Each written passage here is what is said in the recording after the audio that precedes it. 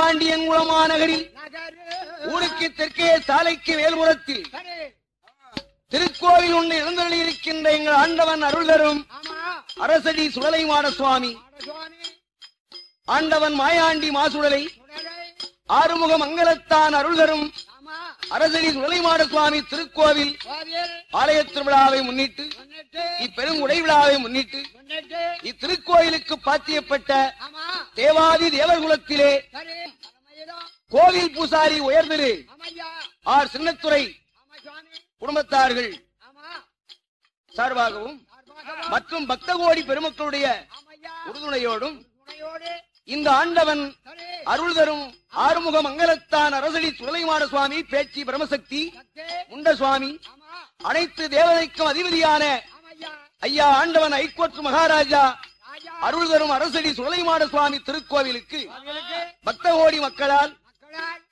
இந்த திருக்கோவில் குடை விழா கோவில் நிர்வாகி திருமதி பக்தையான பிச்சம்மாளருடைய தலைமையில் ஆண்டவன் சன்னிதானத்தில் இந்த மங்களகரமான குடை விழா சீரும் சிறப்புமாய் சுவாமிக்கு நடைபெற்றுக் கொண்டிருக்கிறது.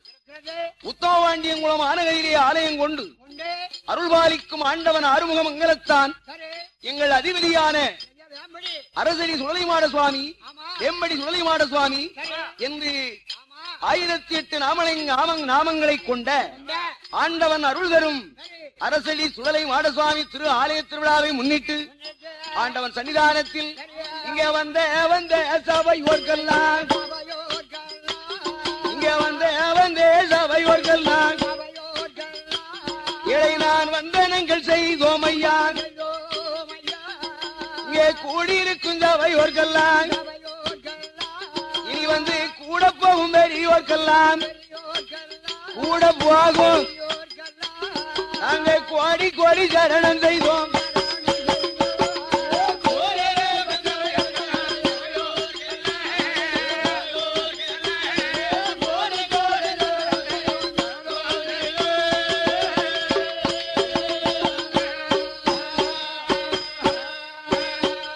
அங்காங்க அமைந்திருக்கும் பெரியோர்க்கெல்லாம் பெரியோர் அன்பில் உயர்ந்ததொரு தாய்மார்க்கெல்லாம் வாலிபே தோழர்க்கெல்லாம் இங்கே வந்திருக்கும் சபை ஓர்க்கெல்லாம் ஆங்காங்க அமைந்திருக்கும் பெரியோர்க்கெல்லாம் பெரியோர் ஆங்காங்க அமைந்திருக்கும் சபையோர்க்கெல்லாம் நாங்கள் 6 பேரும் வணக்கம் செய்தோம். நாங்கள் 6 பேரும் வணக்கம் செய்தோம்.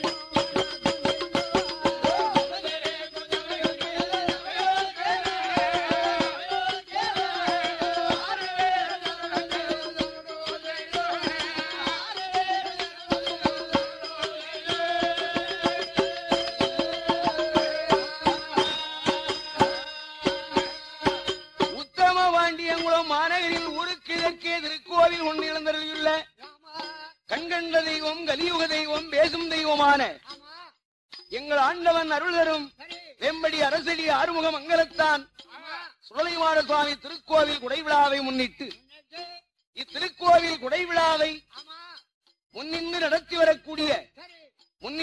வரக்கூடிய இத்திருக்கோவில் நிர்வாகியான உயர்திரு திருமதி பிச்சம்மாள் அவர்களுக்கும் கோவில் பூசாரி பெருமதிப்பிற்குரிய ஆர் சின்னத்துறை அவர்களுக்கும் தெய்வத்தொன்னே திருத்தொண்டாக சேவையாற்றி வருகிற பக்த கோடி பெருமக்களுக்கும் இந்த ஆண்டவன் ஆறுமுக மங்கலத்தான் அரசடி சுடலைமாட சுவாமியை வழிபட்டு வரக்கூடிய பக்த கோடி பெருமக்களுக்கும் இந்த கொடை விழாவுக்கு உறுதுணை புரிகின்ற பக்த கோடி ஸ்ரீமான்களுக்கும் எத்தனையோ ஊர்களிலிருந்து வந்திருக்கிற பக்த கோடி ஸ்ரீமான் பக்த கோடி பெருமக்களுக்கும் உத்தமபாண்டியங்குளம் மாநகரத்திலே வாசம் செய்யக்கூடிய அனைத்து சமுதாய பொதுமக்களுக்கும் பொதுவாக வந்திருக்கின்ற சபையோர்கள் பெரியோர்கள் அனைவருக்கும் எங்களது வில்லிசை கலைக்குழுவின் சார்பாகவும் இத்திருக்கோவில் கொடை விழா கமிட்டியின் சார்பாகவும் நன்றி கலந்த எங்களது பணிவான வணக்கத்தை பெரியோர்களை உங்களுக்கு பணிவோடு என்று சமர்ப்பித்துக் கொண்டு ஆண்டவன் ஆறுமுக மங்கலத்தான் எங்கள் அருள் தரும் மாயாண்டி சுடலை மாடசுவாமி திரு ஆலயத்தில் இன்று திங்கட்கிழமை ஆண்டவன் சன்னிதானத்தில் இந்த குடியழைப்பு விழா சுவாமிக்கு பக்தி பரவசத்தோடு பக்த கோடி மக்களால் நடைபெற்றுக் கொண்டிருக்கிறது. குடியழைப்பு விழா அன்று முதல் நாள் வில்லிசை நிகழ்ச்சியில் முதலாவதாக ஐயன் ஹரிகர சுதனாகி ஐயன் தர்மசாஸ்தாவின் பிறவியை பாட வேண்டும் என்பது நமது முன்னோர்கள் பெரியோர்கள் வகுத்த வழிமுறை. அந்த வழிமுறைப்படி உங்கள் மத்தியிலே பெரியோர்களே ஹரிகர சுதனாகி சாஸ்தாவின் பிறவி என்னும் சரித்திர கதையை உங்கள் மத்தியிலே நாங்கள் பாட கடமைப்பட்டுள்ளோம் ஐயா.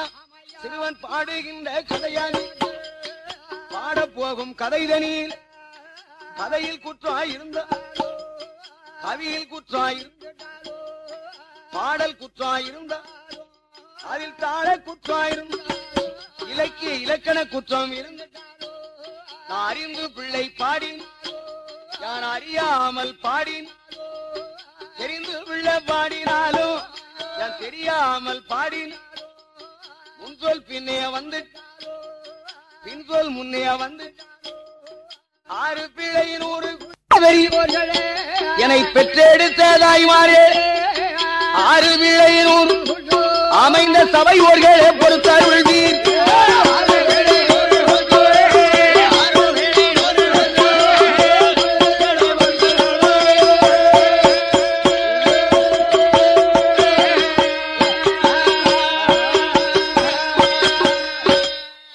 பாதிமதிமான் மழுவும் கங்கையோடு பம்பணிந்து பார்வதியை மனம் புரிந்த ஆதிசிவன் மோகம் அதிகரிதமாக அச்சுதன் என்பெருமாள் இரு கரத்தினால் எந்த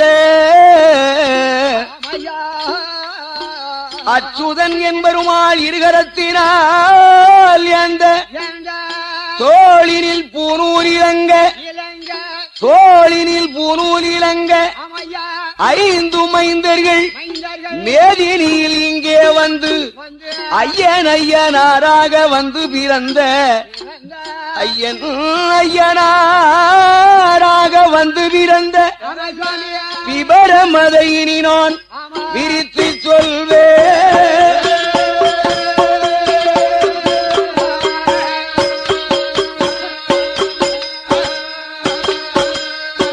கதை ஆரம்பமாகின்றது. தானாகிய பொன்னு வெள்ளி கையிலாச அங்கே தற்க சிவமாறும் கொல்லுவீர் சமாதி வெள்ளியனும் கையிலாச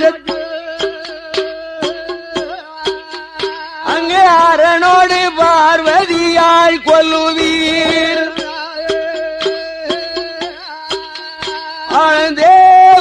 தேவலோகமெனும் அமராபதி தெய்வ இந்திராணி கொல்லுவீர் வாழும் சத்திய லோகமெனும் கையிலாச அங்கே சதுர்முகன் சரஸ்வதியும் கொல்லுவீர் வளரும் வைகுந்த உலகமெனும் சொர்க்க வளரும் வைகுந்த உலகமெனும் சொர்க்க வாழும் பச்சமாலும் லட்சுமி அரசு இருந்தார்கள்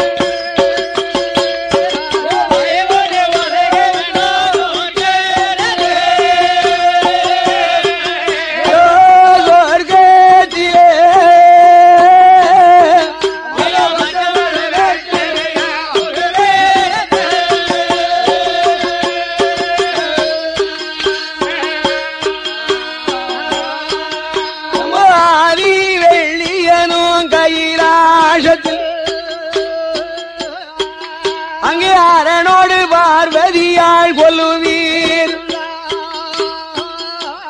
கையிலையில் 33 கோடி தேவர்கள் கைலாசத்தில் 48,000 கோடி ரிஷிமார்கள் கையில கையிலாக தீசனோடு புலத்தி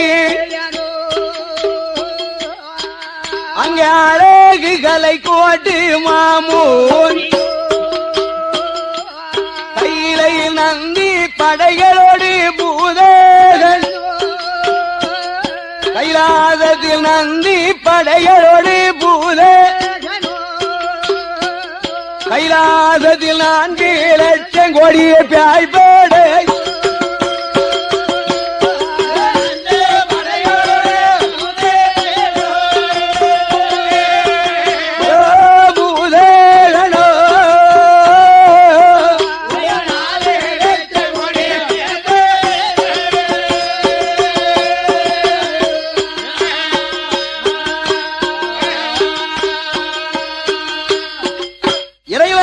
படைக்கப்பட்ட உலகில் தானாக உருவாகிய பொன்வெள்ளி கைலாசத்தில் இறைவனாகிய சாட்சாது பகவான் பரமேஸ்வரனும் சக்தியான பார்வதாதேவியும் சிவனோடு சக்தி அரணோடு பார்வதி ஆதி கைலாசத்திலே அமர்ந்திருந்தார். ஆதி கைலாசத்திலே சிவனோடு சக்தி சிவசக்தி சமேதராக சிவபெருமான் அந்த கைலாசத்திலே கொலுவிருந்தார்.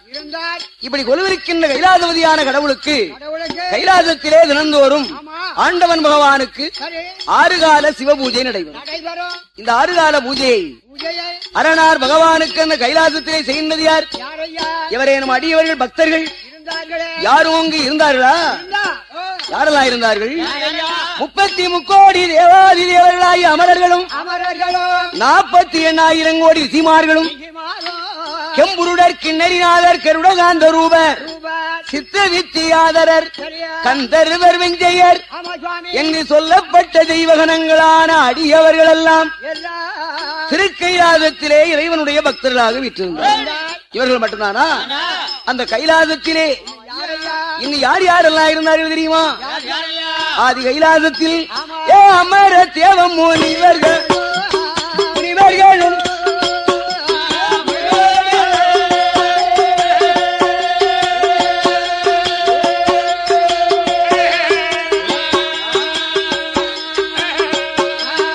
கைலாசத்தில் அதுக்கு பாலகரோ பாலகரோ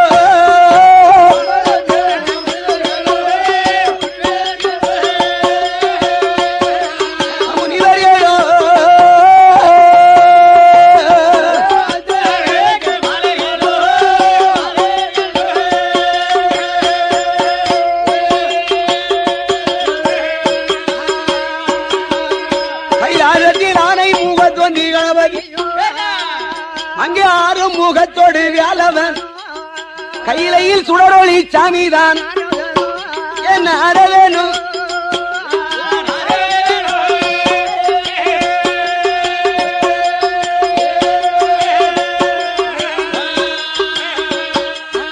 கைலாசத்தில் ஜோதி மார்க்கண்டன் கொலுவிருந்தான்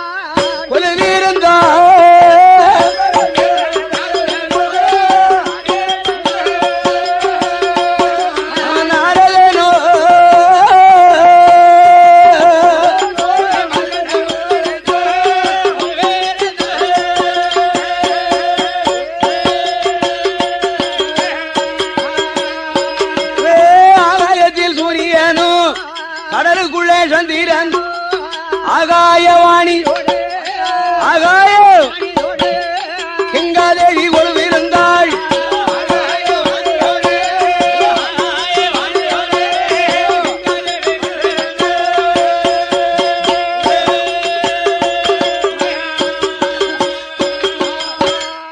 இறைவனால் உருவாக்கப்பட்ட இந்த உலகத்திலே தானாக உருவாகிய பொன்வெள்ளி கைலாசத்தில் இறைவனான சாட்சாது பகவான் பரமசிவனும் சக்தியான பார்வதாதேவியும் சிவனோடு சக்தி சிவசக்தி சமேதராக இறைவனான பகவான் ஆதி கைலாசத்திலே ஒலுவிருக்கின்றார்.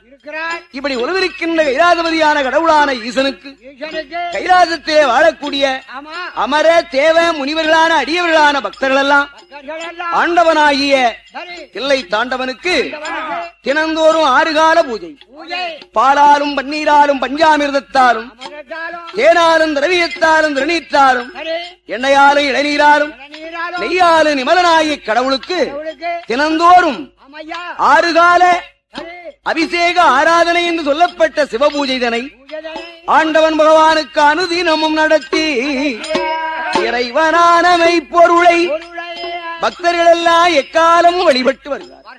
பக்தர்கள் செய்கின்ற பூஜைகளை எல்லாம் பகவான் அம்பிகை பராசக்தி பார்வதியோடு ஏற்றுக்கொண்டு இறைவனான கடவுள் கைலாசத்திலே சும்மா இருந்தாரா? என்ன செய்தார்? அதலம் சுதலம் ஆதிபாதாளம்,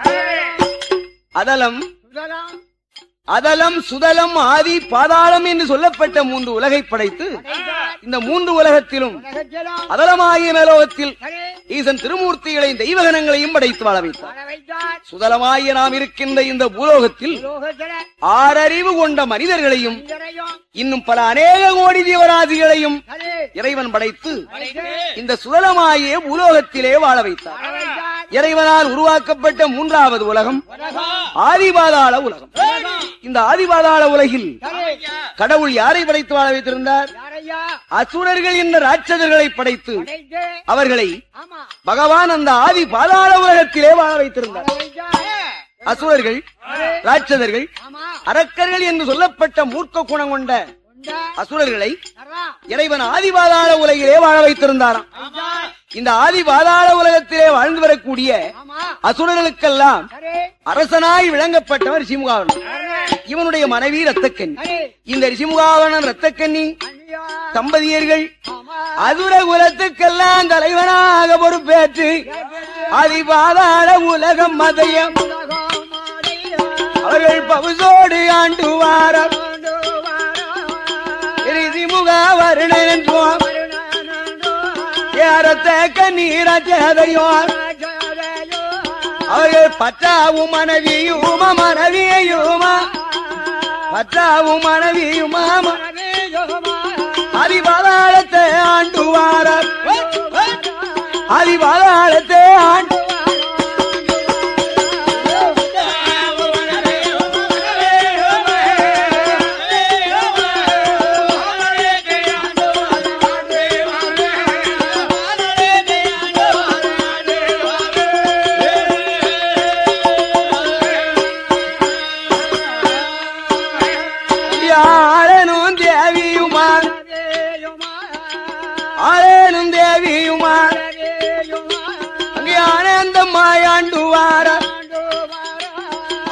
கொண்டவனும் மனைவியுமா மனைவி குவலயத்தை ஆண்டு வாரான்.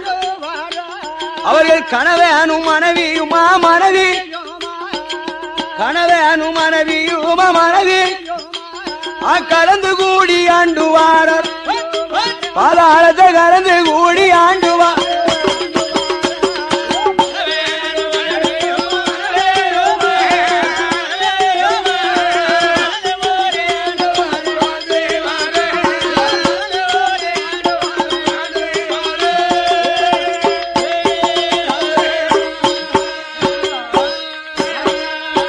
ஆதிபாதாள உலகத்தை ஆண்டு வருகின்ற அசுரகுல மன்னனாகிய ரிஷிமுகாவணன் ரத்தக்கன்னி தம்பதியர்கள் பாதாள உலகத்தை பவுசோடு ஆண்டு வருகின்ற நாளில் ரிஷிமுகாவணனுக்கும் அவர் மனைவி ரத்தக்கன்னிக்கும் கல்யாணமாகி 12 வருஷம் அது பிள்ளையே இல்ல. எல்லா செல்வமும் இருந்தும் இறைவனுடைய சோதனையால் பாருங்க அவங்களுக்கு குழந்தை இல்லை. தங்களுக்கு குழந்தை இல்லா குறை தீர வேணும் என்று கொற்றவனாகிய ரிஷிமுகாவணன் இறைவனாகிய கடவுளை நோக்கி அலைகடலிலே நின்று ஆண்டவனை நோக்கி அநேகாலம் தவம் செய்து அருந்தவத்தின் பயனால் ஆண்டவன் பகவானுடைய அருளால் ஒரு அழகிய ஆண் குழந்தையை வரமாக பெற்றான். அக்குழந்தைக்கு வல்லரக்கன் என்று திருநாமத்தை சூட்டி ரிஷிமுகாவர்ணன் ரத்தக்கன்னி தம்பதியருக்கு ஆண்டவன் அருளால் அருந்தவத்தினால் பிறந்த மகனாகிய வல்லரக்கன் என்னும் பாலகனை அப்பா ரிஷிமுகாவர்ணனும் அம்மா ரத்தக்கன்னியும் தாங்கள் பெற்ற மகனாகிய வல்லரக்கனை சீரிஞ்சிறப்புமாய் பாதாள உலகத்திலே வளர்த்து சகல கலைகளையும் படிக்க வைத்து தன் மகனாகிய வல்லரக்கனுக்கு 16 வயது நிறைவு பெற்ற நேரத்தில் 16 வயது நிறைவு பெற்ற நேரத்திலே ரிஷிமுகாவனன் ரத்தக்கனி தங்கள் அன்பு மகனாகிய வல்லரக்கனை தங்கள் ஆண்டு வருகிற பாதாள உலகத்துக்கே அரசனாக அதிபதி சக்கரவர்த்தியாக அவனை ஆளும்படி பாதாள உலகத்தை பட்டஞ்சூட்டி வைத்தார்கள். பாதாள உலகத்தை அரசு பட்டம் பெற்ற வல்லரக்கன் ஆதி பாதாள உலகத்தில் 56 தேசங்கள் உண்டு. இந்த 56 தேசத்தையும் ஆளக்கூடியவர்கள் 56 சிற்றரசு ராஜாக்கள். இந்த 56 சிற்றரசு ராஜாக்களுக்கெல்லாம் ராஜாவாக அதிபதி சக்கரவர்த்தியாக பொறுப்பேற்று அசுர மன்னனாகிய வல்லரக்கன் ஆதி பாதங்காள உலகம்மா அவன் பவுசுடனே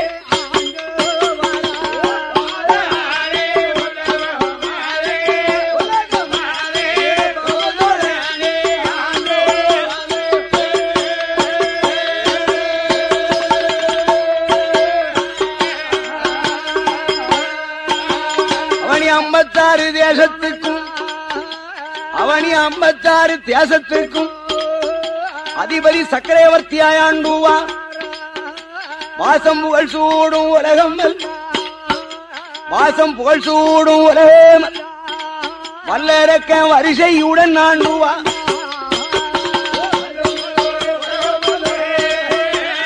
புகழ் சூடும் உலகம்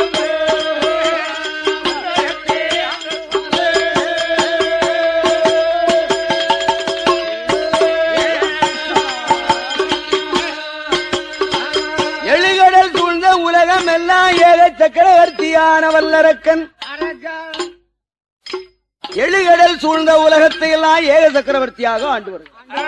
வல்லரக்கனுடைய ஆட்சியிலே ஆதி பாதாள உலகில் அவன் ஆட்சிக்குட்பட்ட 56 ராஜாக்கள் சிற்றரசு வேந்தரெல்லாம் ஏக சக்கரவர்த்தியான வல்லரக்கனுக்கு அவனுடைய ஆணைப்படி அசுர வல்லரக்கனுடைய ஆக்கினைப்படி அவன் ஆளுகைக்கு உட்பட்ட 56 ராஜாக்களும் சிற்றரசு வேந்தரலாய சக்கரவர்த்தியான அசுர வல்லரக்கனுடைய ஆக்கினைப்படி அந்த அசுரனாகிய வல்லரக்கனுக்கு கப்பங்கொண்டே கொடுப்பதுண்டு, காணிக்கையும் தருவதுண்டு, வரிதீரைகள்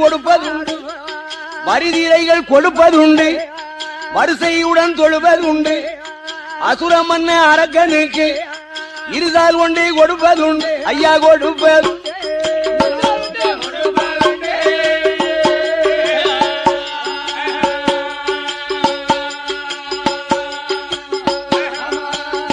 அரக்கனை எதிர்த்தேவை செய்வதுண்டு.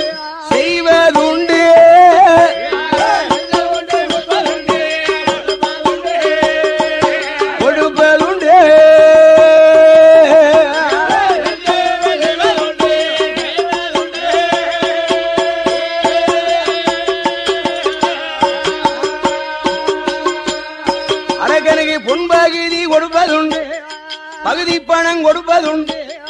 அசுரமன்ன அரக்கனுக்கு பாத பூசை செய்வதுண்டு, கப்பமாதை கொடுப்பதுண்டு, காணிக்கையும் தருவதுண்டு, கையெடுத்து தொழுவதுண்டு. அசுரமன்ன அரக்கனுக்கு திரைப்பணங்கள் கொடுப்பதுண்டு, அவனை தெய்வம் என்று துதிப்பதுண்டு. இத்தனையும் பெற்றுக்கொண்டு இளவரசன் வல்லரக்கன் ஆதி பாதாள உலகமாதை அவன் அப்பா ரிசி மூகா வருணனை போ நீதி மூட தவறிடாம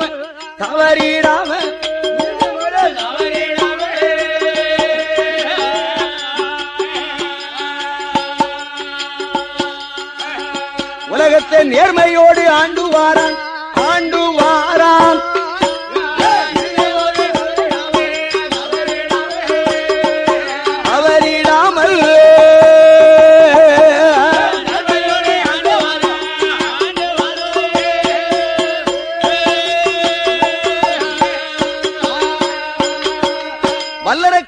மாமன்னன் ஒரு நாட்டுக்கு மட்டும் ராஜா இல்ல. பாதாள உலகத்திலே 56 தேசங்கள். இந்த 56 தேசத்தையும் ஆளக்கூடியவர்கள் 56 சிற்றரசு ராஜாக்கள். இந்த 56 சிற்றரசு ராஜாக்களுக்கெல்லாம் ராஜாவாக அதிபதி சக்கரவர்த்தியாக அசுர வல்லரக்கன் ஆதி பாதாள உலகத்தையும் ஆண்டு வந்தானாம். இவன் ஆட்சிக்கு அதிகாரத்தும் கட்டுப்பட்டு ஆதி பாதாள உலகத்தில் உள்ள 56 மன்னர்களும் அசுரரக்கனை கப்பங்காணிக்கு வரிதிரை கொடுத்து அவனை தெய்வமாக வழிபட்டு செல்கிறார்கள். அத்தனையும் பெற்றுக் கொண்ட அசுரனான வல்லரக்கன் ஆதி பாதாள உலகத்தில் அவனுக்கு 1000 பேர் மந்திரி, 1000 பேரு 5000 காவலர்கள், மந்திரி பிரதானிகளோடு 6 ஒரு கடமை வாங்கி அசையாத மணியும் கட்டி அகிலமெல்லாம் ஒரு குடைக்குள் அசுர மன்னனாகிய வல்லரக்கன் ஆதி பாதாள உலகத்தை ஆண்டு வந்தான் ஐயா. சில காலம் சில வருடங்கள் வல்லரக்கன் உலகத்தை நேர்மையோடு ஆண்டு வந்தான். சில காலத்துக்கு பின்னாலே அசுரனாகிய அரக்கனுக்கு தான் என்ற ஆணவம் தலக்கணம் வந்தாச்சு. வல்லரக்கன் நினைத்தானா, ஆதி பாதாள உலகத்துக்கே நாம் அதிபதி சக்கரவர்த்தியாக இந்த அகிலமெல்லாம் ஒரு குடைக்குள் ஆண்டு வருகிறோம். நம்முடைய ஆட்சிக்கும் அதிகாரத்துக்கு கட்டுப்பட்டு இந்த பாதாள உலகத்தில் உள்ள சிற்றரசு வேந்தரெல்லாம் நாமல் கேட்டபடி வரிதிரை கப்பங்காணிக்கை கொடுத்து காலந்தவராமல் வரிதிரை கொடுத்து நாமளை நமக்கு பகுதி பணம் கொடுத்து நாமளை தெய்வமா வழிபட்டு செல்கிறார்கள். அப்படி இருக்க இந்த உலகத்துல ஏன் இப்படி கோயில கட்டி கும்பிடுறாங்க? ஏன் ஆலயத்தை கட்டி அர்ச்சனை பண்றாங்க? ஏன் திருக்கோயில்களை உருவாக்கி தெய்வ வழிபாடு ஏன் நடத்துறாங்க? உலகத்துக்கே நாம் அதிபதி சக்கரவர்த்தியா ஆண்டவனா இருக்கிற போது நாமளை விட இந்த உலகத்தில் ஆண்டவன் என்று ஒருவன் இருக்கானா? கடவுள் என்று ஒருவன் உண்டா? தெய்வம் என்று ஒன்று உண்டா? இதெல்லாம் மூடத்தனமான பழக்கம், தேவையில்லாத விஷயம். அசுரனாகிய வல்லரக்கன் தன்னுடைய ஆட்சியிலே தன் ஆளுகின்ற பாதாள உலகத்திலே மாமன்னனாகிய வல்லரக்கன் தான் அந்த ஆணவம் கொண்டு தன்னை விட உலகத்தில் உயர்ந்தவர்கள் யாருமே இல்லை என்ற தான் என்ற மமதை கொண்டு அசுரனாகிய வல்லரக்கன் நாட்டிலே ஒரு கொடுமையான ஒரு சட்டத்தை போட்டான். உலகத்தில் நானே தெய்வம், நாட்டில் வேறு தெய்வமே இல்லை. நாட்டில் நானே தான் தெய்வம், நாட்டில் ஒரு தெய்வமே கிடையாது என்ற கொடுமையான சட்டத்தை போட்டான். இவர் சட்டத்தை போட்டானே, இவனாவது தெய்வத்தை கும்பிட்டானா? அசுரனான வல்லரக்கன் ஆட்சியில பாருங்க, வாவி கோயிலுக்கு போக அவன் கோவிலுக்கு போக மாட்டான், தெய்வத்தை கும்பிட்டு வணங்க மாட்டான். அசுரம் மன்னன் வல்லரக்கன் பாவி கடவுளை தான் வணங்க மாட்டான், கடவுளை வணங்க மாட்டான், அவன் கால பூஜை செய்ய மாட்டான்.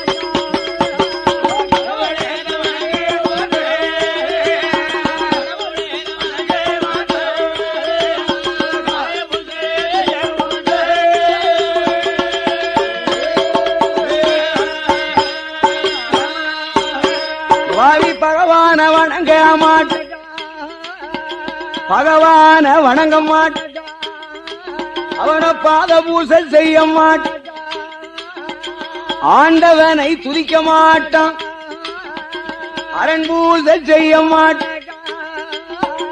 நான் தான தெய்வம் என் நாட்டில் வேறு தெய்வம் இல்லை என் பாவி வல்லரக்க ஆட்சியில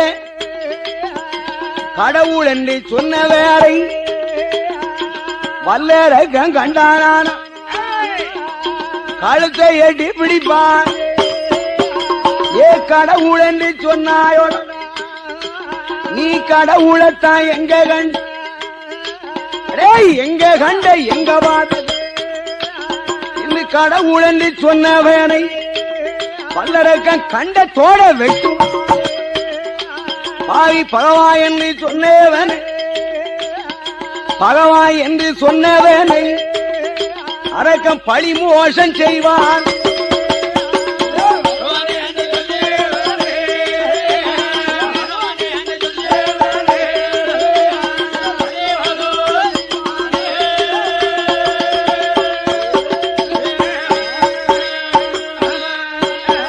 பாவி அவனுடைய திருநாட்டில் ராமா என்று சொன்னவனை வல்லரக்கன் கண்டானான் குடிமி ஏட்டி பிடிப்பான். பார் ராமா என்று சொன்னாயோ, நீ ராமனைத்தான் எங்கே கண்ட? அடே எங்க கண்ட எங்க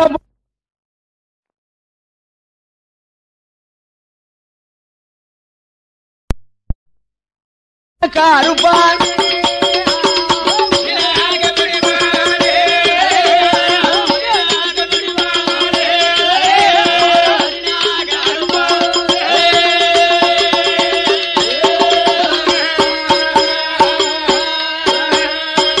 இப்படிப்பட்ட கொடுங்கோலாட்சி செய்தானாம் இந்த கொற்றவனாகிய வல்லரக்கன். அது மட்டுமல்ல, பாதாள உலகத்திலே நானே தெய்வம், நாட்டில் வேறு தெய்வமே இல்லை. பாதாள உலகில் கோவில் இருக்கக்கூடாது, ஆலயம் இருக்கக்கூடாது, தெய்வ வழிபாடு நடத்தக்கூடாது. அத்தனை தட்டி நொறுக்க தரைமட்டமா போடு என்ற கொடுங்கோலாட்சி கொடுமையான சட்டத்தை போட்டு கொடுங்கோலாட்சி செய்தான் இந்த கொற்றவனாகிய வல்லரக்கன். வல்லரக்கனுடைய ஆட்சிக்கும் அதிகாரத்துக்கும் கட்டுப்பட்டு வாழ்ந்த பாதாள உலகில் வாழ் மக்கள் எல்லாம் கடவுளை நோக்கி வருந்துகிறார்கள். கடவுளே, பகவானே, இந்த அசுரனாகிய வல்லரக்கன் இந்த நாட்டை ஆள்வதற்கு என்றைக்கு காலெடுத்து வைத்தானோ அன்றைக்கே நாடு பாழா போச்சு. இறைவா, பகவானே, இந்த உலகத்தில் இந்த கொடுமை அநியாயம் எங்கு உண்டா? இறைவா, உன் நாமத்தை சொன்ன எங்களை பாவி வல்லரக்கன் உயிர்வதை செய்கிறானே. அரிஹரி ராமா என்று ஒருவன் ஒருமுறை சொன்னால் அன்று செய்த பாவம் அன்றே திருமா. ஆனால் இந்த அதர்ம சண்டாள அரக்கன் ராமா என்று சொன்னவனை நாக்க பிடிச்சா இருக்கான். கடவுளே, இந்த நாதகாலம் என்றைக்கு ஒழிய போறான்? நாங்க என்றைக்கு நிம்மதியா வாழ போறோம் என்று பாதாள உலகில் வாழ் மக்கள் எல்லாம் கடவுளை நோக்கி வருந்தினார்கள், கண்ணீர் வடித்தார். கடவுள் பார்த்தார், அடாடா, அசுரனான வல்லரக்கன் உலகத்தை நீதி நேர்மையோடு ஆழ்வான் என்று இவனுக்கு வாழ்வும் வளமும் பொன்னும் பொருளும் போக வாக்கியத்தை யாம் கொடுத்தோம்.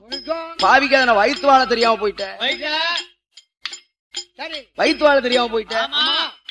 வாழும் வசதி வந்த உடனே சிலவன் தலைகளை அனுப்பான். வாழும் வசதியும் ஜனங்களுக்கு திடீர்னு வந்துட்டுனா தான் முற்காலத்தில் வாழ்ந்த நிலைமை எண்ணி பார்க்க மாட்டான். ஏய், இந்த ஊர்ல என்ன விட பணக்கார பையன் இருக்கான், டேய் உன் மனதையும் போட்டு போமா தான் என்ற தலக்கணம் ஆணவம் வந்துரும். வாய் மதம் பேச ஆரம்பிச்சிருவான், வம்ப இழுத்துருவான்.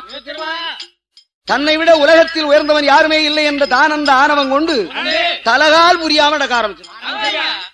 கடவுள் என்ன செய்வாரு? இவன் எப்படி விட்டா நாட்டை பாழாக்கிடுவான். இவன் செய்ய தவறுக்கு சரியான தண்டனை கொடுக்கணும். கடைசியில பாவான் கொடுத்துருவாரு. என்ன காலம்? போங்காலத்தை. அதாவது மனித வாழ்க்கையில பாருங்க, முதல்ல வருங்காலம் வருமா, இரண்டாவது நிகழ்காலம், மூணாவது போங்காலம். வருங்காலத்தை கொடுப்பாரு. இவன் எப்படி வாழான், என்ன நிலையில வாழ்தான்னு பாப்போம். இல்ல வசதியை கொடுப்பாரு. ஆமா, இவன் தொட்டதெல்லாம் சேமமாகும். ஆமா, அடுத்த வியாபாரிக்கு 100 ரூபாய் லாபம் கிடைக்கும்னா இந்த புதுசா வியாபாரம் பார்க்கணும் ஒரே நாளையில 1000 ரூபாய் லாபம் கிடைக்கும். இதுதான் வருங்காலம். விவசாயத்தை செய்யலாம். அடுத்த சம்சாரிக்கு 5 முறை காப்பாடு 5 கோட்டை நெல் விளையுதுன்னா இந்த வருங்காலம் உள்ள மனிதனுக்கு 5 முறை காப்பாடு 15 கோட்டை நெல் கிடைக்கும். இதுதான் வருங்காலம். கடவுள் நல்ல வசதியை வாய்ப்பு கொடுப்பாரு. நீ எப்படி வச்சு வாழலாம்னு பாக்கணும். சரி, அதுல நல்ல முறை இருந்தா கடவுள் 2வது காலத்தை கொடுப்பாரு. அது என்ன காலம்? நிகழ்காலம். நிகழ்காலத்திலே அஷ்டலட்சுமி 8 பேரும் வீட்டுல வந்து கூடியிருந்துருவான். அஷ்டலட்சுமி 8 பேரும் ஒரு மனிதனுடைய வீட்டுல உட்கார்ந்தா அந்த வீடு எப்படி இருக்கும்? உத்தமபாண்டியன் மூலம் அருள்கள் ஆறுமுக மங்கலத்தான் அரசடி சுடலைமாட சுவாமி திரு ஆலயம். இந்த குடை விழாவிலே ஐயனுடைய ஆலயம் எப்படி ஒளிமயமா தொடங்குது, இதே போல நிகழ்காலம் நடக்கும் போது அவன் வீடு இப்படி செக சுவாதியா ஒளிமயமா தொடங்கும்.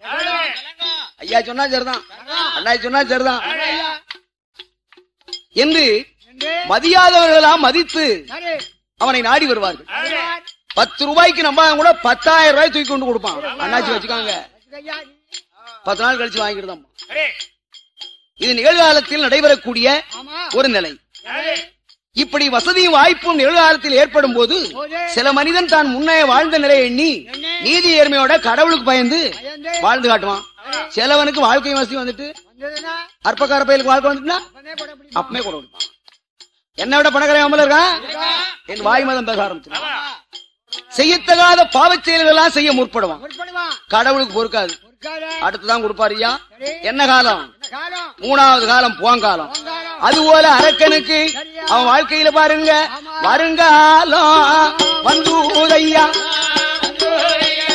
வளமோடு வாழ்ந்தானே அவல்ல வல்ல அரக்கன் அவனுக்கு நிகழ்காலம் வந்த போது வந்த அரக்கன் நீதியாது தவறுதானே வந்த போது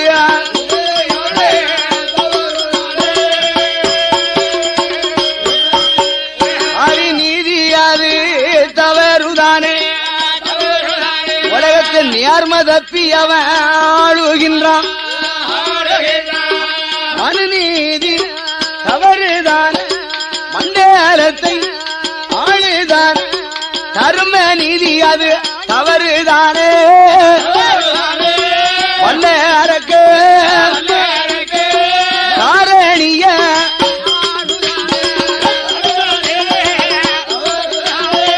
தவறுதானே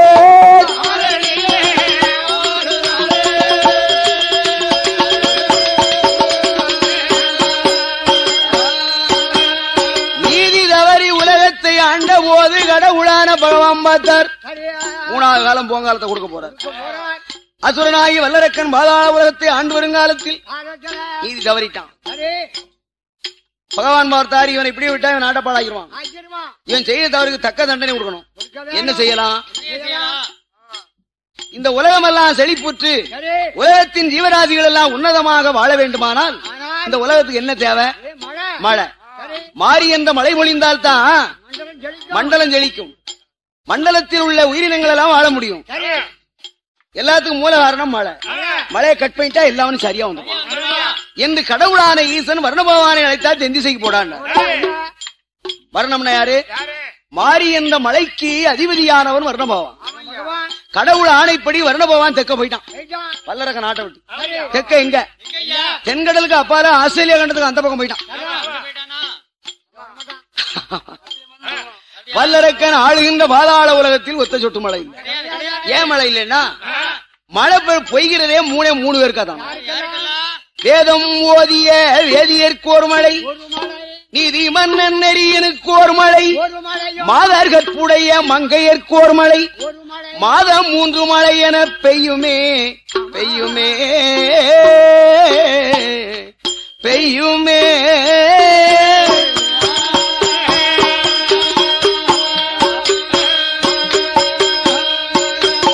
சிலப்பதிகாரத்தில் இளங்கோவடி சொல்கிறான், வேதத்தை ஓதுகின்ற வேதிய பிராமணர்களுக்காக ஒரு மழை, அந்தனருக்காக, நாட்டை நீதி நேர்மையோடு ஆளுகின்ற அரசனுக்காக ஒரு மழை, கொண்டவனை எந்த பெண் குலதெய்வமாக மதித்து நடக்கின்றாளோ அந்த கற்புக்கரசியாய தாய்மார்களுக்காக ஒரு மழை. ஆக அந்த காலத்துல மாதம் மும்மாறி மழை பொழிந்தது. இவங்களுக்காக தான் 3 மழை பெஞ்சிருக்கு.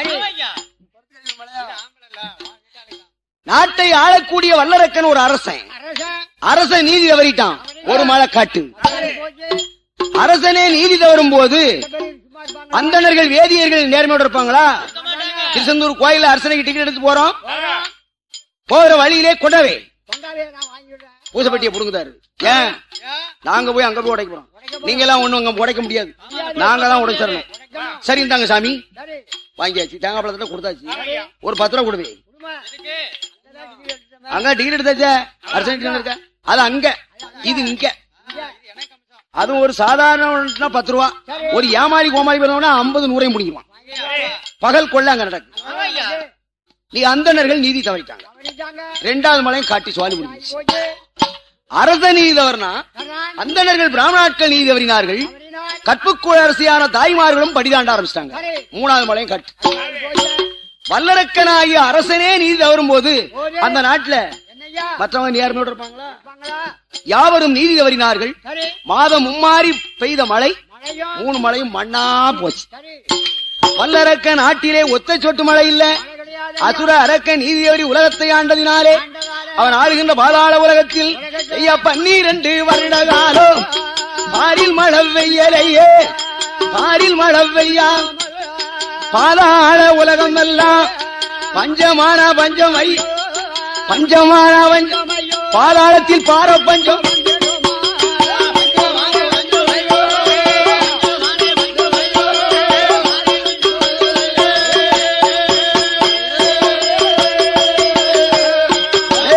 பஞ்சமான பாதாளத்தில் பார பஞ்சம் வந்திடும் பாவி வல்லரக்க ஆட்சி நாளி உருண்ட கொண்ட நாயகனை தோற்றவன் மரக்கால் உருண்டை மாலையிட்ட மன்னவனை தோற்றவன் கூறப்பட்ட வரி கொடுத்து குழந்தையத்தான் விற்ற பஞ்சம் தாலி முதல் பீலிவாரை அங்க தவிட்டுக்காக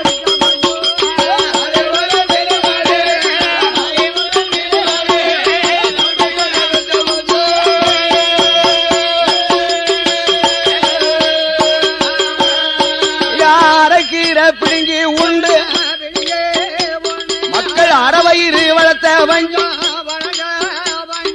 தேங்காய் கீரை பிடுங்கி தின்று மக்கள் திரேகம் மாதை வளர்த்த பஞ்சம் துடுப்பு கீரை பிடுங்கி உண்டு ஆமா பிடுங்கி மக்கள் கும்பி தன்னை வளர்த்த பஞ்சம்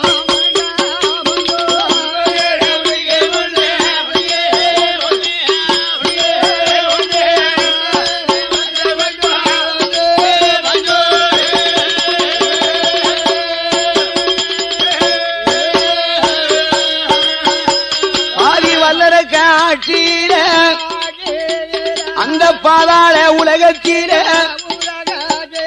12 வருட காலம் பாரில் மழை பெய்யாமல் பஞ்சமானால் பஞ்சம் ஐயா பாதாளத்தில் பார பஞ்சம் வந்திடுமா பஞ்சம் வந்த காலத்தில் ஆதி பாதாள உலகத்தில் தங்கம் மாதி கிடைத்தாலும் உங்க தவிடு கிடையாதவன் தவிடதுதான் கிடைத்துட்டாலும் கிடைத்து குடிக்க தண்ணீர் கிடையாத கிட்ட தோமர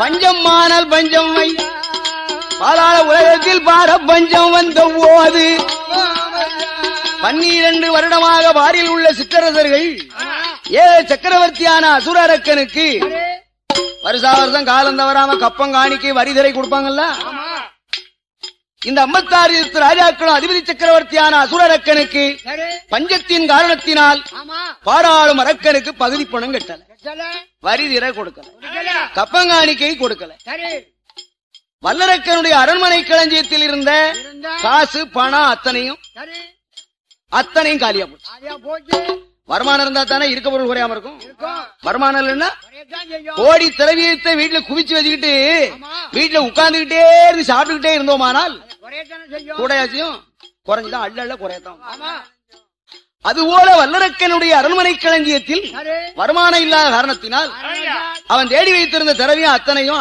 அத்தனையும் குறைஞ்சு களஞ்சியம் காலி உடனே வல்லரக்கன் தன்னுடைய மந்திரியை கூப்பிட்டான் மந்திரி அரண்மனை களஞ்சியம் காலியா போச்சே என்னடா காரணம் மன்னா 12 வருட காலமாக நம்ம ஆட்சிக்குட்பட்ட 56 சிற்றரசு ராஜாக்களும் காலம் தவறாம நமக்கு வரிதிரை கப்பங்காணிக்கை கொடுப்பார்கள் இப்ப 12 வருடமாக அவர்கள் வரிதிரை கட்டவில்லை பொன்பகுதி யாவும் செலுத்தவில்லை வருமானம் இல்லை இருந்த பொருள் அத்தனையும் காலியாய் என்ற அமைச்சராகிய மந்திரி சொன்ன போது இந்த அசுர அரக்கன் என்ன காரணம் எதற்காக நமக்கு அவங்க வரி கட்டல அப்படின்னு சாரித்தானா காரணத்தை அறிய நினைச்சானா இல்ல வரி கெட்டல 56 ராஜாக்களும் என்று சொன்ன உடனே என்ன 56 ராஜாக்களும் எனக்கு 12 வருடமாக கப்பங்காணிக்கை கொடுக்கவில்லையா வரிதிரை செலுத்தவில்லையா என்ன தைரியம் தலக்கணர் இருந்தா அப்படி இருப்பான் எடுவாலே கொண்டு வா எழுத்தாணி 7 எழுத்தாணி கரம் பிடித்தான் அசுரரக்கன் ஓலை எழுதிட்டான் என்ன எழுதுனா தன் ஆட்சிக்குட்பட்ட 56 ராஜாக்களுக்கும் எழுதுறான் என்னுடைய அரச பிரதிநிதிகளாய சிற்றரசர்களே 12 வருடமாக நீங்கள் எனக்கு கப்பங்காணிக்கை கொடுக்கவில்லை இந்த ஓலைகண்ட நாளிகையில 12 வருடம் கட்டாத வரியும் அதற்குரிய வட்டியும் சேர்த்து 8 நாளைக்குள் இந்த ராட்சத அரக்கனுக்கு நீங்கள் கட்டியாக வேண்டும் அப்படி கட்டத் தவறினால் அத்தனை பேரையும் பிடித்து உடனே பொட்டாச இடத்துல கொண்டு உள்ள தள்ளி உங்கள் அத்தனை பிடித்து உடனே சிறையில் அடைப்பேன். இது அரசனுடைய ஆணை என்ற அரக்கன் ஓலை எழுதி 56 ராஜாக்களுக்கும் அசுர வல்லரக்கன் தூதுவர் மூலம் அனுப்பி வைத்தான்.